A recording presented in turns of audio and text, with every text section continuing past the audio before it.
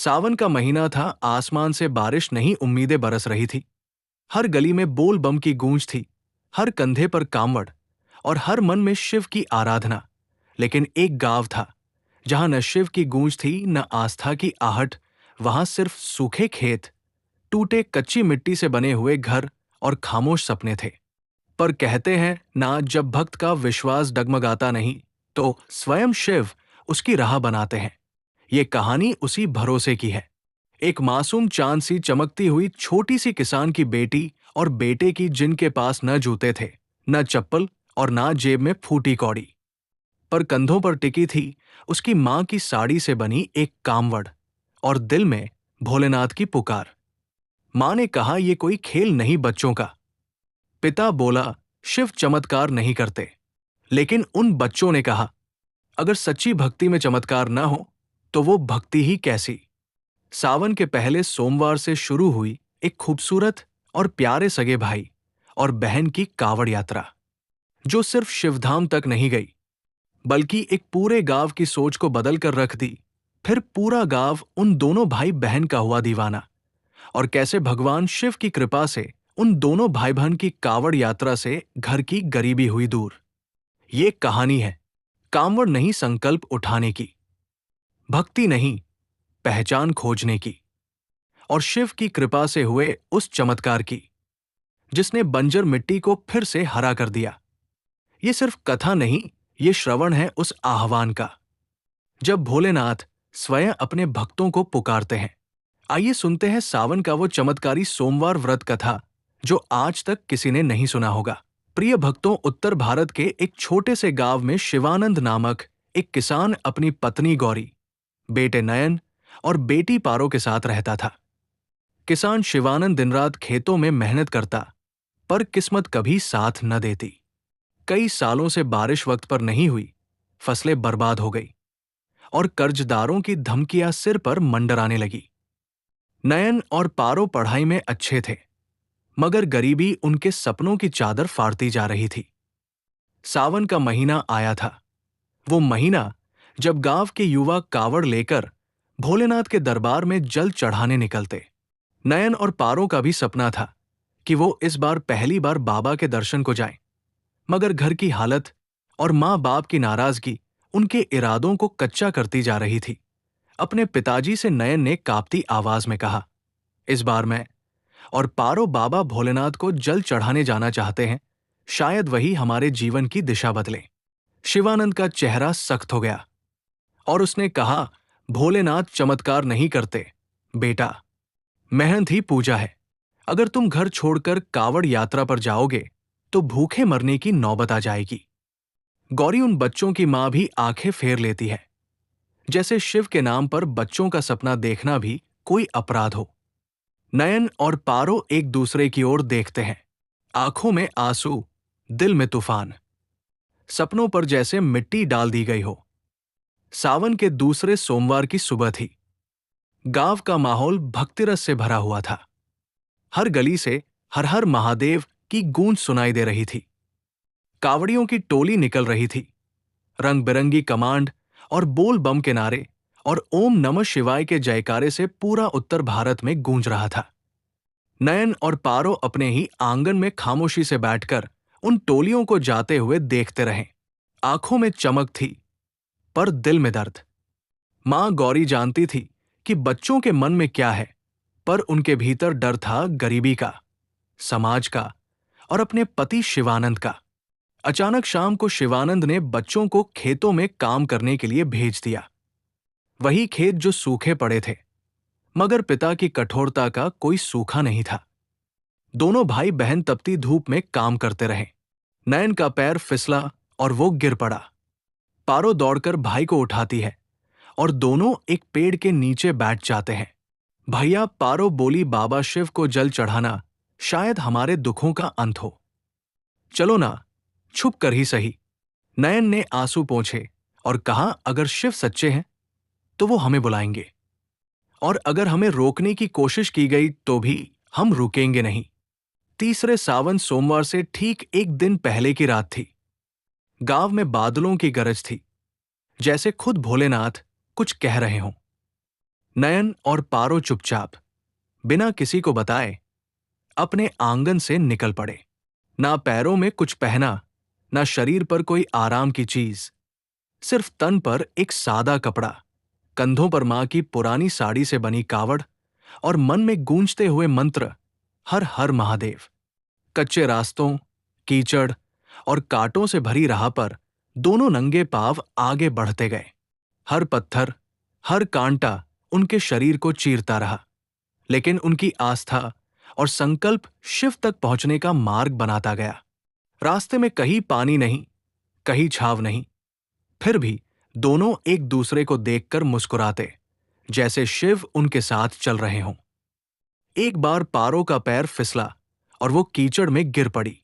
नयन ने तुरंत उसे उठाया और अपने अंगोछा से उसका चेहरा साफ किया।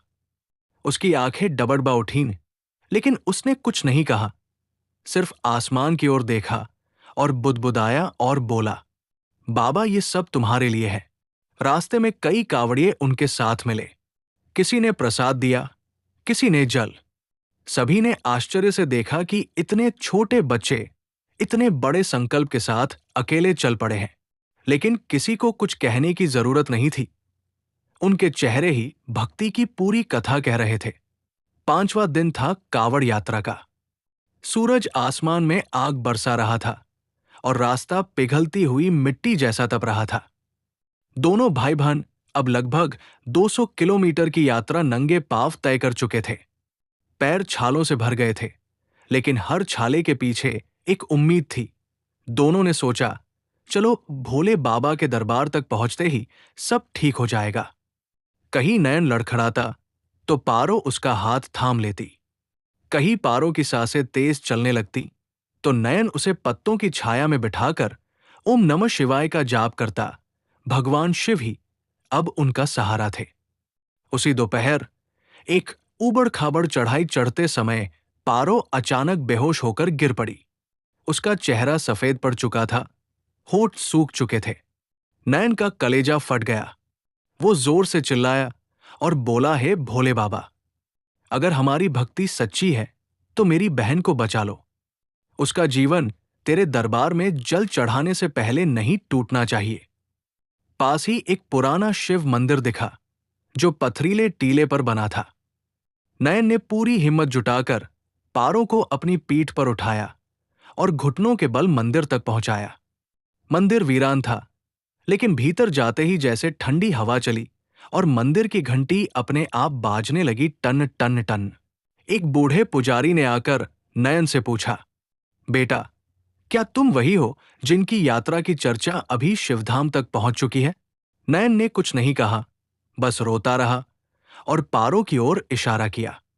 पुजारी मुस्कराया। उसने बेलपत्र, तुलसी जल और गंगा जल लाकर पारो के माथे पर रखा। कुछ ही पल बाद पारो की सांसें तेज चलने लगी। आंखें खुल गई और उसके मुंह से पहला शब्द निकला, बोल बम। नयन का चेहरा भीग गया, लेकिन ये आंसू अब दर्द के नहीं, कृपा के थे। पुजारी ने कहा, बेटा, भगवान शिव स्वयं तुम्हारी परीक्षा ले रहे हैं, लेकिन तुम ये जान लो, जब भक्त थक जाता है तब भगवान उसकी यात्रा खुद पूरी करते हैं। अब तुम यही रुक जाओ आज रात। उस रात दोनों भाई बहन मंदिर में रुके। पहली बार यात्रा में उन्हें भरपेट भोजन मिला, लेकिन खाने से ज्यादा उन्हें शिव का साक्षात अनुभव मिला था। मंदिर में बैठे बैठे दोनों ने घंटों भगवान भोले बाबा की मूर्ति को देखा। आंखें बंद की और मन ही मन बोले, हम आ रहे हैं भोले बाबा। अब कोई रोक नहीं सकता था।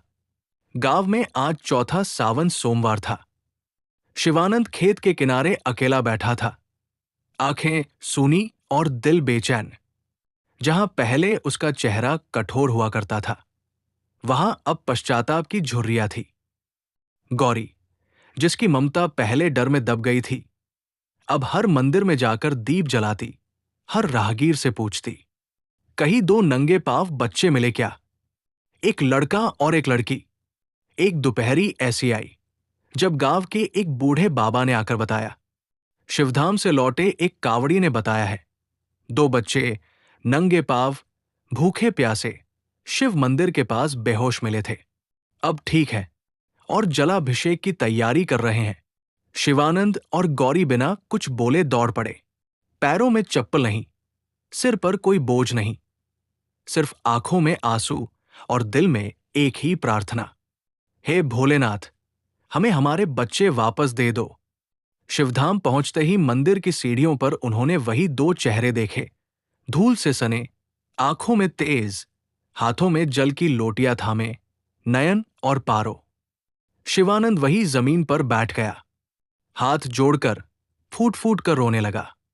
बेटा, मैंने तुम्हें रोका, तुम्हारी राह में पत्थर डाले, लेकिन तुम तो खुद शिव की राह बनकर निकल पड़े। मुझे माफ कर दो। नयन आगे आया, पिता के कंधे पर हाथ रखा और कहा, पिताजी, हम सिर्फ पानी नहीं चढ़ाने आए थे, हम अपना दर्द चढ़ाने आए थे, ताकि शिव उसे अमृत में बदल दे। गौरी ने पारों को गले से लगा लिया, उसका माथा चूमा और बोली, मां होकर भी मैं डर गई थी, पर तू तो खुद शक्ति निकली बिटिया। मंदिर के भीतर शंख बजा। पुजारी ने पुकारा, कावड़ यात्रा का अंतिम अभिषेक इन्हीं बच्चों से होगा, जिनकी भक्ति ने स्वयं शिव को झुका दिया। नयन और पारो कांपते हाथों से जल उठाते हैं, और जैसे ही शिवलिंग पर पहला जल गिरता है, एक दिव्य प्रकाश मंदिर को भर देता है। फूलों की वर्षा होने लगती है, हवा से हर हर महादेव की गूंज गूंजने लगती है। पुजारी, भक्त और खुद शिवानंद, सबकी आंखों में आंसू है। उस क्षण नयन और पारो केवल बच्चे नहीं, बल्कि भक्ति का स्वरूप बन चुके थे। गांव लौटने पर नयन और पारो की कथा गांव गांव फैल गई। हर कोई कहने लगा, भक्ति अगर सच्ची हो तो पगडंडिया भी तीर्थ बन जाती है। शिवानंद अब पहले जैसे नहीं रहा। उसके हाथ अब सिर्फ खेती के लिए नहीं, मंदिर सेवा के लिए भी उठते हैं। गौरी हर सोमवार को व्रत रखती है, बच्चों के लिए नहीं, बल्कि उन जैसी लाखों आत्माओं के लिए जो शिव से मिलने निकलते हैं। नयन और पारो अब गांव के बच्चों को शिक्षा देते हैं, संस्कार सिखाते हैं, और बच्चों को भगवान भोलेनाथ की प्रार्थना और पूजा पाठ करना सिखाते हैं, और गांव वालों को कावड़ लेकर भगवान भोलेनाथ के दरबार में जाने के लिए प्रेरित करते हैं। फिर इन सभी से बचा हुआ समय जो उन बच्चों के पास बचता था, वो अपने माता पिता के साथ में गांव में खेती करते हैं। इस बार खेतों में उन्होंने अनाज के स्थान पर बहुत सारे केले और सेब लगा दिए थे। अब उसके माता पिता और वे दोनों भाई बहन किसानी करना छोड़कर वो फल फ्रूट का व्यापार करना शुरू कर देते हैं। अब वो खेती में फल लगते हैं और उसे अपने राज्य में और गांव में ठेले पर लगाकर बेचते हैं। धीरे धीरे उनका व्यापार चल पड़ता है। अब धीरे धीरे वह महसूर हो जाते हैं और देश दुनिया में उनका फल बिकने लगता है, जिससे वो बहुत पैसे वाले हो जाते हैं। अब उनके जीवन में किसी बात या किसी चीज की कमी नहीं थी। फिर वो अपने घर को बंगला जैसे बनवा लेते हैं। अब उनके जीवन में सिर्फ एक ही लक्ष्य होता है कि जैसे हमारी गरीबी दूर हुई है, इसी प्रकार से हम दोनों भाई बहन मिलकर अपने गांव की गरीबी को ही दूर कर देंगे। अब दोनों भाई बहन मिलकर अपने गांव के सभी लोगों को इस व्यापार को करने के लिए प्रेरित करते हैं। धीरे धीरे गांव के सभी लोग खेत में अनाज उगाना बंद कर देते हैं। अब गांव के सभी लोग अपने अपने खेतों में सिर्फ फलों का ही पेड़ लगाते हैं। धीरे धीरे सभी के खेतों में फल बड़े होते हैं और उन सभी फलों को बेचकर गांव के सभी लोग अमीर हो जाते हैं। अब गांव के सभी लोग उस नयन और पारो दोनों भाई बहन का धन्यवाद करते हैं और उनके ही कहे अनुसार काम करते हैं। फिर अगले साल जब सावन सोमवार आता है, तो गांव के सभी लोगों के साथ दोनों भाई बहन कावड़ लेकर निकलते हैं, नंगे पांव आस्था के साथ, सिर्फ एक नाम लेकर, बोल बम हर हर महादेव। मित्रों, इस कथा से सीख ये मिलती है, जब संसार में हर दरवाजा बंद हो जाता है तो एक द्वार अब भी खुला रहता है, भोलेनाथ का। और उस तक पहुंचने के लिए चाहिए सिर्फ दो चीजें, भक्ति और सच्चाई।